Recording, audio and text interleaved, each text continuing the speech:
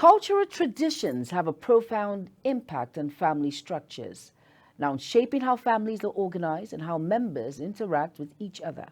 For instance, in many cultures, the roles of parents and the expectations placed on children are heavily influenced by long standing traditions. These traditions dictate not only the family hierarchy, but also the dynamics of relationships within the family. Now, in some societies, extended families are norm, where multiple generations live together, providing a support system that reinforces cultural values. In contrast, other cultures may emphasize nuclear families, leading to different parenting styles and responsibilities. Additionally, cultural beliefs can influence parenting practices such as disciplinary methods, educational expectations, and the roles of mothers and fathers. Hello and welcome to Insight Today. I am Jumai Manson. With me, I am being joined by Mrs. Ifensimi Ijere. I hope I didn't murder her name. She's an evangelist and a family counselor. Don't go anywhere. The program continues shortly. Stay tuned.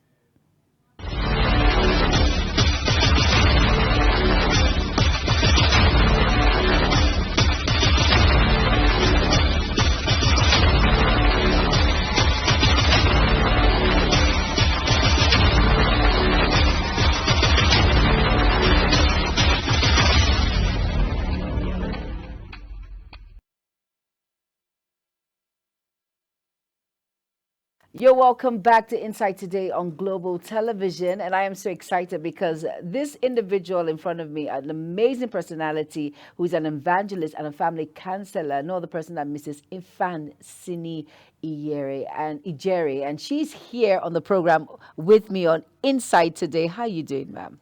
Very fine. Well, so subtle. The way you say it, I'm fine. Looking at this when it comes to cultural beliefs that, influence parenting practices. Now, how do cultural traditions shape the roles of parents within a family? Wow. What comes to mind? I like giving vivid examples when we think about how we discipline children in Nigeria and how you discipline children in the other world. Yes, the third world country discipline, how we do our things here.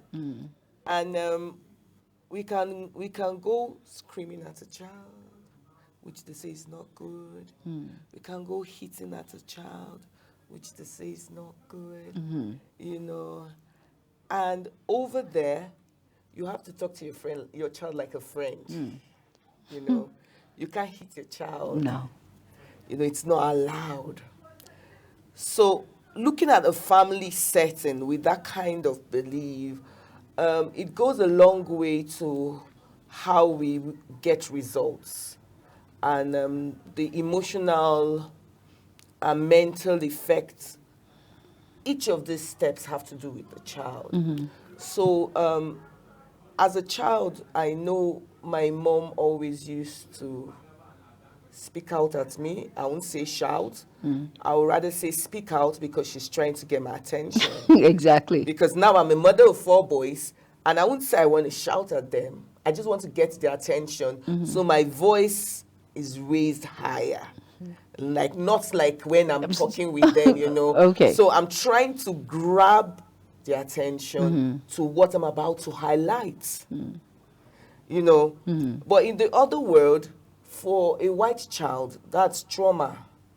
You're trying to catch the child's attention, and they're like, no, you need to talk in a controlled voice. Now, I believe that is why we are able to have a bit of control over our children and their kind of activities. A few weeks ago, we were in church, we were having Sunday school, and one of my sons got a phone call, and he said to his friend over the line, and he didn't know I was eardropping. He said to his friend, please don't call my name in that matter. I know the kind of family I come from. So because he knows that whatever his friend was telling him on the other side was not going to go down with us, or things we have told him not to do or not to participate in. Exactly. So he took a stand on it. Yeah. But how many of our young children in the other world can take a stand at things that they know their parents are not part of? So it affects in a great deal these two walls, how children view issues and handle them. So yes, somehow the child is flows with the pressure that comes. But somehow, because of the way we bring up our children, In a very harsh tone. yes, they are a bit, even though most times they give in, but there's that resistance towards what they know is not meant to be. So I just feel it comes, yes, they have their good sides, we have our good sides. They True. have their bad sides, we have our bad sides. Very true. But like the parenting style, for me, I would choose the authoritative parenting style, which allows the child, which gives the child support and security, making sure that we sit down and talk about the boundaries and Yeah. the consequences when you overstep the boundaries. But I feel in the first century world, or whatever they call themselves, they are more of passive parents. They are not engaged in their They're children. flexible. Yes, so a lot of in and outs here and there. Like you say in our own culture, I can be your friend, but at the same time, know the boundaries and know that I am the parent. That's right. Okay. Now, in what ways do extended family systems differ across various cultures? Like, here, our setting, everyone is involved when it comes to parenting style. They tell you, even when the child comes from your loins, you're not the only one. It takes a whole village to train up a child. But, various individuals, like you said, the Western world, they feel, no, the child has a say. They want you to dialogue. There's this parenting style that let your child express his or herself. But here, your mom or your sister can actually spank your child or yell at your child. So let's talk about it, that kind of system. How does it evolve now in what we're dealing with when it comes to bringing up the child in our culture and traditions? I know I'm a beneficiary of that village when the village is bringing you up. Now, there are moments your parents will be absent. There are moments your parents will be absent, and the people that are there can do what your parents will do for you if they were not there. So I personally benefited from that style of training, because the truth must be told. We can't always be there for our children. They are either in school, or they are in church, or they are playing, hanging out with their friends, or they're in one family engagement or the other. I know that everybody, we have our blind sides. Yeah, every human being have their blind sides. So there have been moments when, as a parent right now, I would say that there have been moments when my siblings call my attention to a character of my child that I have not noticed. Yeah, so I now begin to pay attention to it. So when we don't allow that kind of interferences in the lives of our children, our blind side in their life is now amplified, because we're not paying attention to it. So that's don't talk to my child, don't speak to my child, it's my child. It's very traumatic. Yeah. I remember one incident we had a few times in church where teenagers come not properly dressed. And as teachers, We're like, oh, what you're wearing is not nice. And their parents come yelling at us. But in our days, our teacher will send us back home, and our parents will drive us back home to change that outfit And spank you. and spank us. But I want to say something. Not really. Well, when you talk about this Western world, of course they have their bad side. You mentioned the bad side, and they have their good side, and we have our bad sides, and we also have our good sides. But when you allow a child, not that I'm speaking for them, I just want to create that balance. But when you allow a child to do things by his or herself, I think the child becomes more independent. Now, compared to our children now in this side of the world, in the African norms, traditions, and our culture, when they travel abroad, you see these kids, they're way ahead because they know what to do at this point. They know they have to, these traditions that we have, your mom has to act, or your dad has to baby you to a process. Like in Nigeria here, I'm using Nigeria as an instance. Most kids in higher institutions do not work and train themselves at the same time. These are the advantages we're talking about. Exactly, that's the good side. These children in the Western world, they actually work through school. They work, and at the same time they go through. Don't you think at least that balance alone can actually inculcate some kind of norm in our children? I would say that how much do a child know? Yeah, so that's where the balance comes in. As parents, we've gone ahead of them. We've had experiences.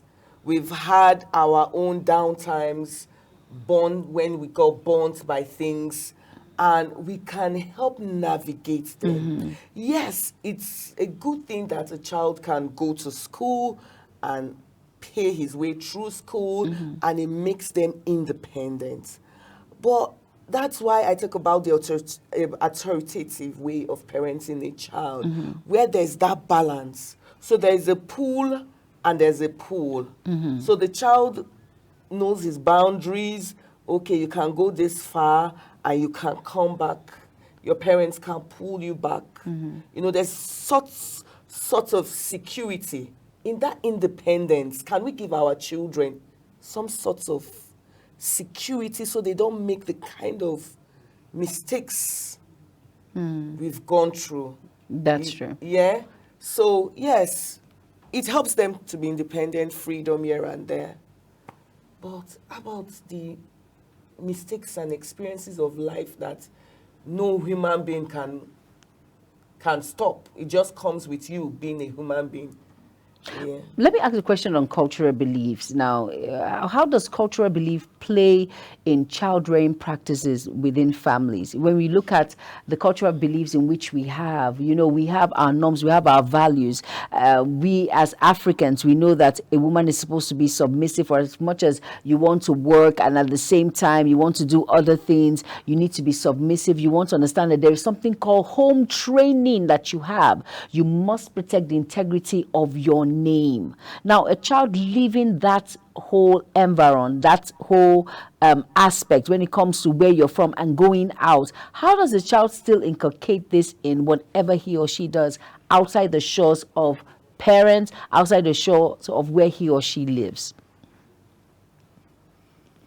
You have to breathe the silence. There a lot goes on there, because there are lots of limitations that come with cultural beliefs. Let's talk about Nigeria. In the northern part of Nigeria, the girl education is not given much attention like the male education. So when that kind of child, like a girl in the northern part of Nigeria, leaves and goes overseas, there's a lot of workings on confidence, self-esteem that needs to be pumped in her life, right? So the cultural beliefs goes a long way.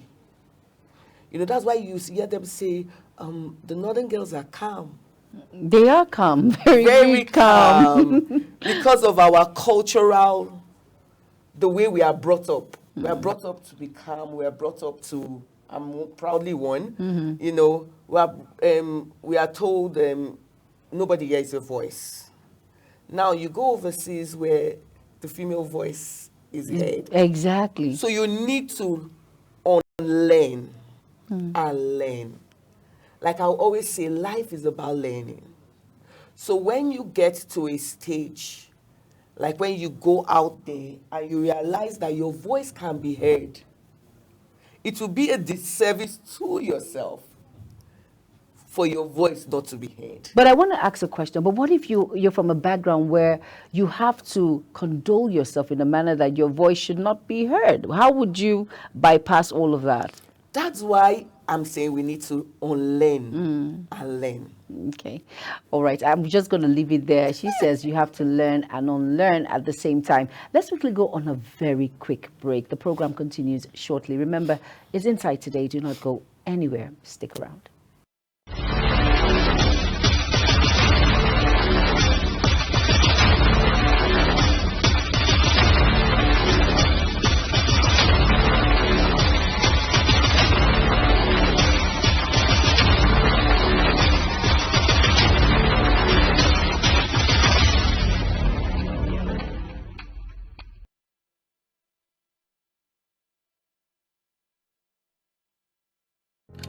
Get ready for it.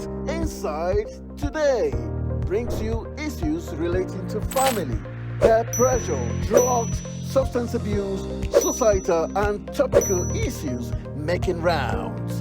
Join Jermaine Manson on Global Television Monday to Thursday and it repeats every Friday. Time 2 p.m. to 3 p.m. Don't miss out.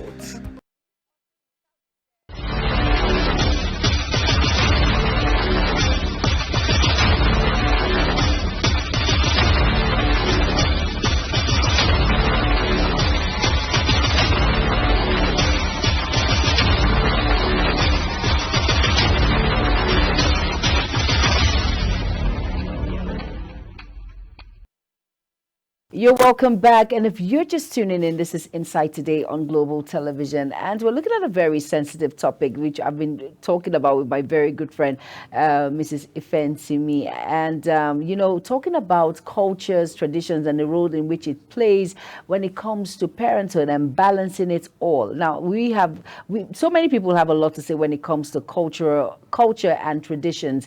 And we've been talking about how flexibility comes in, how it's rigid at the same time, how you balance it in and outside wherever you find yourself as an individual, and the roles that the family plays, which is key. Now, I'm going to be asking, you're welcome back. Thank you. And now let's talk about gender roles, how it influences culture, and how it affects family decision making. When we talk about gender roles, the male have the voice. And then most individuals, if you don't have a male in that particular family and they're all female, just in some cultures, that is, the woman doesn't have a voice at all. Now, how does gender role influence culture and how it affects family decision making? Wow, a whole lot of change over time. Yes, it has. You know, in the days of our mothers, they were kept behind. Yeah. Even though I had a very strong mother, so she was not kept behind, But there was a limitation to how much and how far Okay. and what she could do. But right now, our girls are being given the same kind of education our boys are given. True. So what boys know, they know. They are lawyers, they are doctors. So they can interact, they can stand for themselves. So a whole lot of that has changed in our time. Yeah, I think we have evolved from that place where girls don't have a voice anymore. There's a whole lot of changes in that area.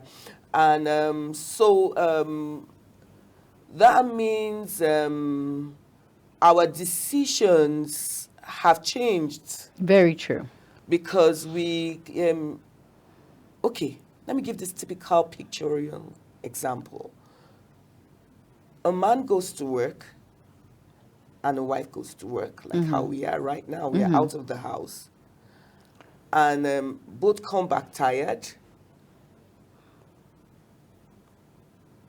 Their children, so you now have to pay for extra lessons, daycare, to keep the children in school.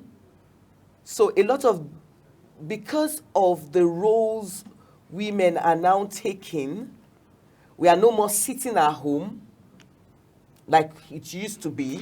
True. We now look for schools closer to the house. So family decisions are changing. We now look for schools that have extra lessons or extra activities that can keep their children. We now look for who to come clean the house and all of that. So that in mind makes, it's almost like, I won't say men and women equality, but it's almost like that because there's no room for you to say, sit while I talk. Somehow, in our generation, every woman has a voice. So that has now made the family decision, it can't be one-sided Anymore. There's a whole lot of balance coming into the family's life because of the lifestyles that has changed. Our lifestyles have changed. But I want to ask you something, Mrs. Ifensimi. Because of that, what you just mentioned, women now have a say, they now have a voice when it comes to both genders are working. Everyone has the decision to make when it comes to the children, when it comes to lessons, when it comes to we're both tired, who cooks and all of that. But does it stop her from being submissive though? Oh, no, very far from that. I've been married 21 years, so I think I have a voice. But some would say 7 times 3. Being submissive is the best thing that can happen to any woman. But what happened to being feminine? What happened to all of those things? It's wrapped in all of it. You know, the softness is what gives you your strength as a female, as a woman. Okay. Your softness, that ability to be malleable. So the truth of the matter is, you enjoy life more when you are malleable. Yeah. So the man is molding, and you are molding. So submissive, being submissive gives you that benefit. Okay. So you are evolving because you are malleable, submissive, you know. Okay. It doesn't make you foolish. It doesn't make you stupid. It just makes you stronger because it takes a whole lot of strength to be submissive. Okay. Wow. Now let's look at changes in cultural traditions. Now, how does it lead to shifts in family structure? Wow.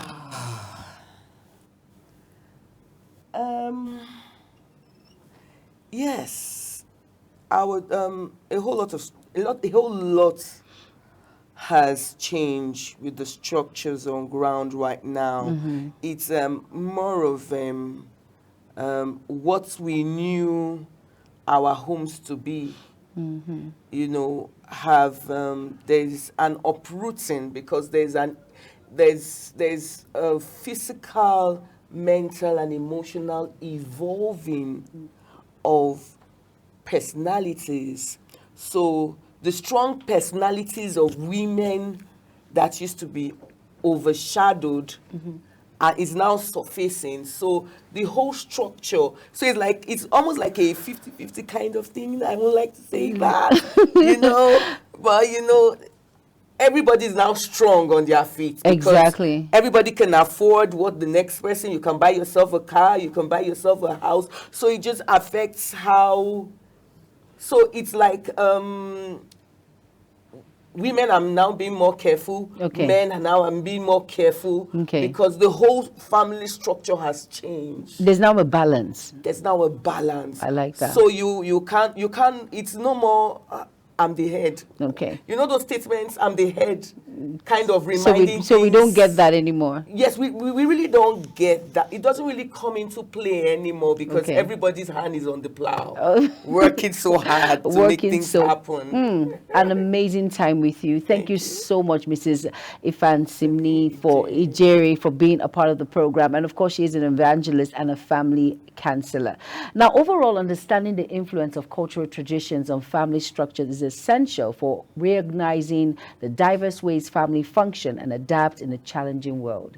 Now, this understanding can foster respect for different family dynamics and promote a more inclusive perspective on family life. Thank you once again for being a part of the program, Mrs. Ifen Simi Jerry.